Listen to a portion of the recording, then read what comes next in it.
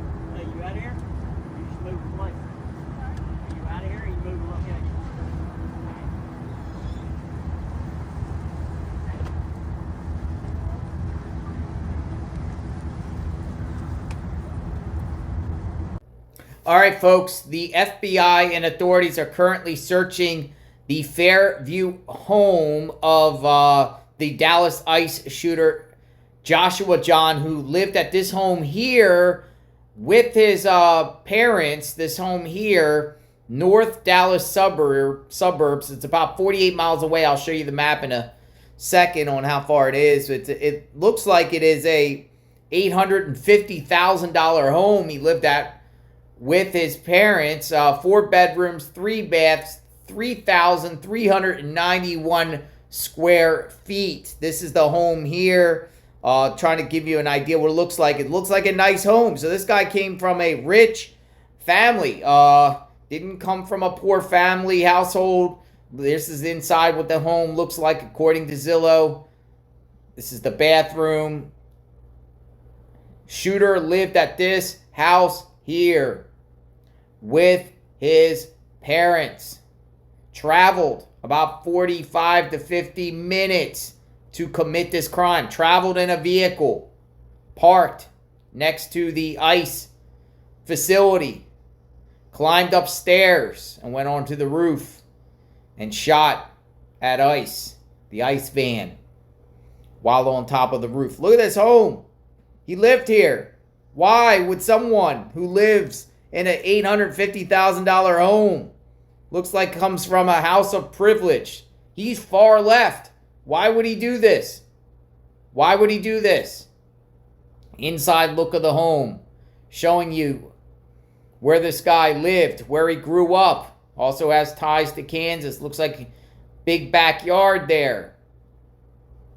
This is the home. This is the home. So, giving you some more information, let me share with you on the map the distance this shooter traveled to commit this horrible crime.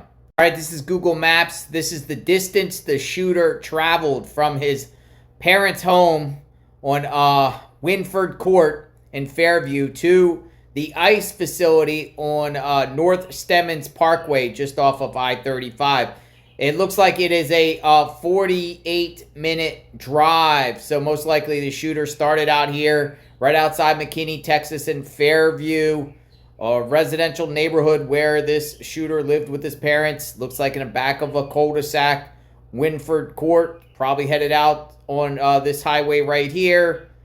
Then probably went over here to the town of Fairview and got on 399, which is called the Sam Rayburn Tollway, most likely. So Tollway probably left some sort of paper trail there because you get the toll plate, and then headed in 35 East, and then he parked literally right by the ICE facility at a nearby building.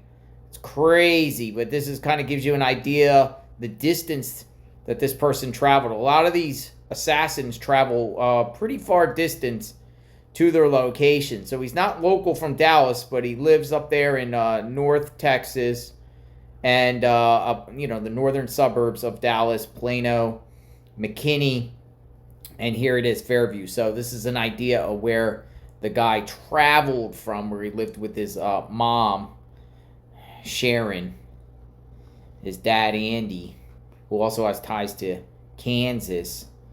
He has some siblings himself. Let me know what you think. Here is the map of Texas, giving you information that you will not hear on mainstream media.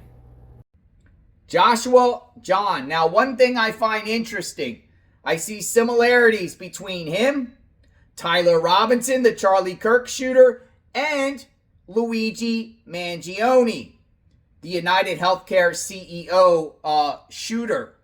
Brian Thompson, that terrible incident that happened months back.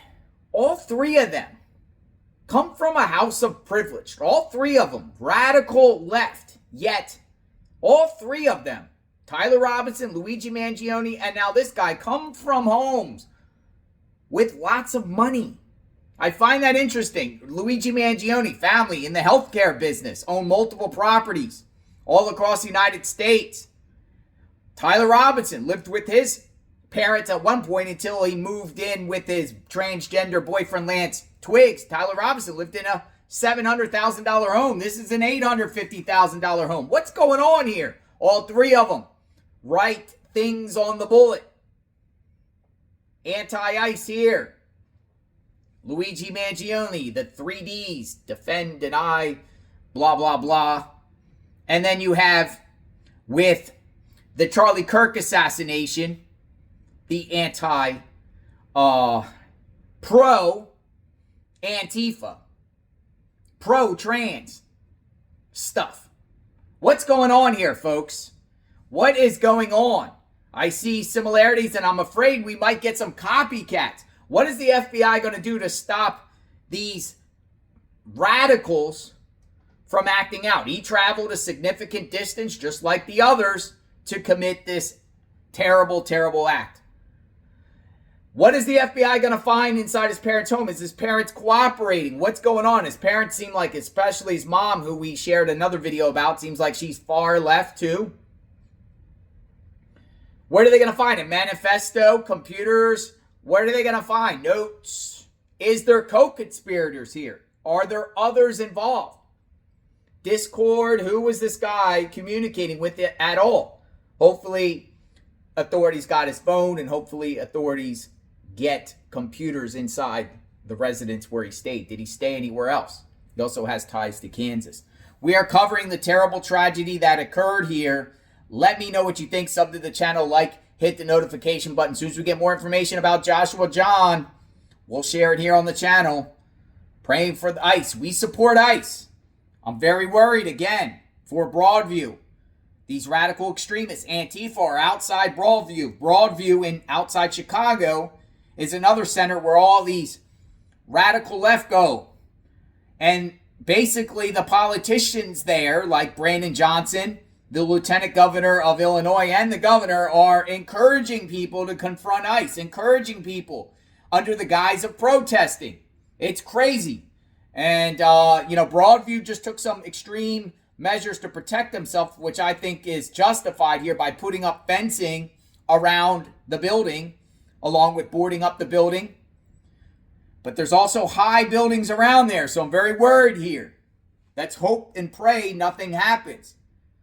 Maybe there'll be some of these politicians that, on the left that, call this out and say, no, this is not the way. Scary stuff. We'll talk soon. JLR Investigates. Stay tuned.